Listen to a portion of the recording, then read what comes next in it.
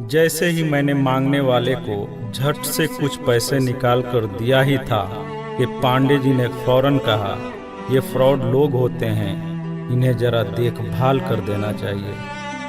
ये लोग हमारी अच्छाई का फायदा उठाते हैं और हमें ठगते हैं। पांडे जी की बातों को सुनकर मैंने कहा, आपने बिल्कुल सही फरमाया। पहले मैं भी ऐसा ही करता था, लेकिन एक वाक़ये ने मेरी दुनिया ही पलट कर रख दिया। रोज की तरह मैं घर से ऑफिस के लिए जा रहा था कि रास्ते में एक शख्स फुटपाथ के किनारे अपना बीमार बच्चा लेटाए हुए उसे हॉस्पिटल ले जाने के लिए भगवान के नाम पर टैक्सी का किराया मांग रहा था। वो कभी किसी पैदल का बाजू पकड़कर हाथ जोड़ देता, मेरा बच्चा बचा लें, मुझे टैक्सी का किराया दे दें, तो कभी किसी गाड़ी वाले को हाथ देकर रोकता और उसके पीछे भागता कि वो कार में उसके बच्चे को हॉस्पिटल पहुंचा दे। कोई रुकता तो कोई नहीं रुकता, जो भी रुकता वो भी उसे घूर कर देखता और आप वाली सोच कर उसे डांटता, काम करके खाने की नसीहत करता और आगे निकल जाता।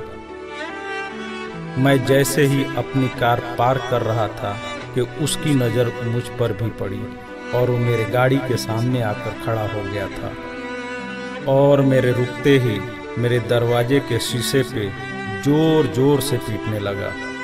जैसे ही मैंने गिलास नीचे किया, उसने मेरा हाथ पकड़ लिया और कहने लगा, भाईजान, खुदा के लिए मेरे बच्चे की ज़िंदगी बचा लें, उसे सख्त बुखार है।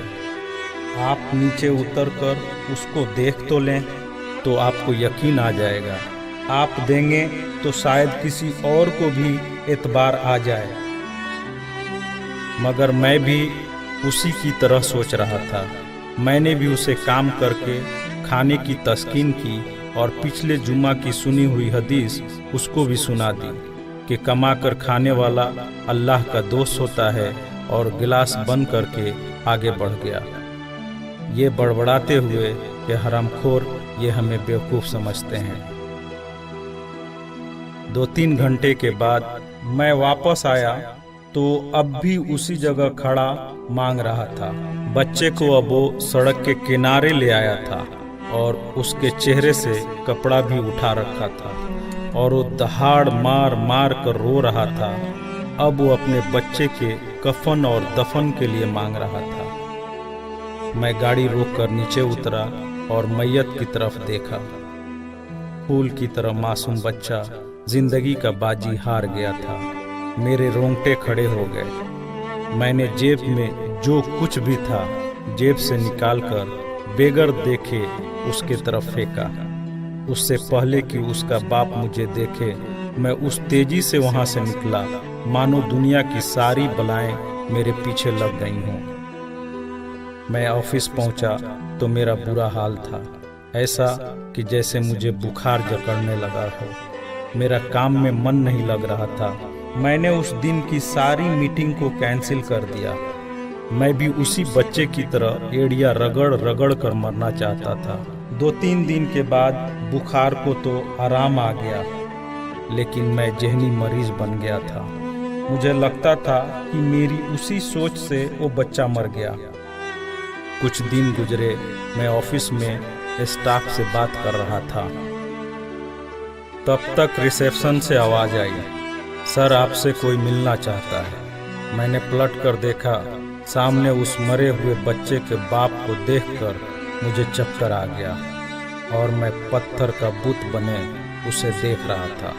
तभी उसने अपने जेब में हाथ डालकर कुछ पैसे निकाले और मेरा शुक्रिया अदा करके कहने लगा कि आपके पैसे बड़ी बरकत वाले थे।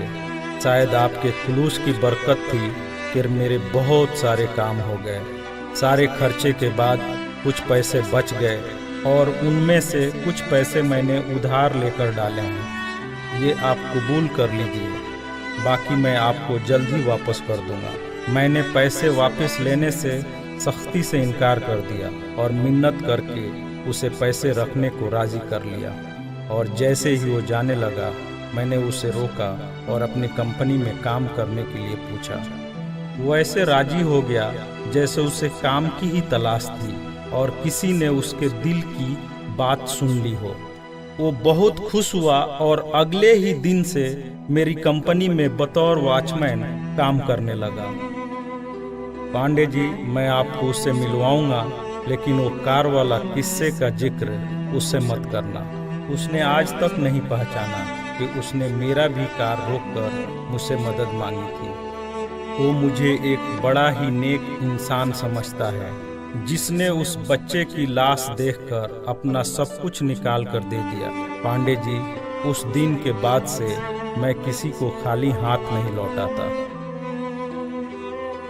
थोड़ा सा देने से ना वो अमीर होता है और ना मैं गरीब, बस दिल को तसल्ली होती है।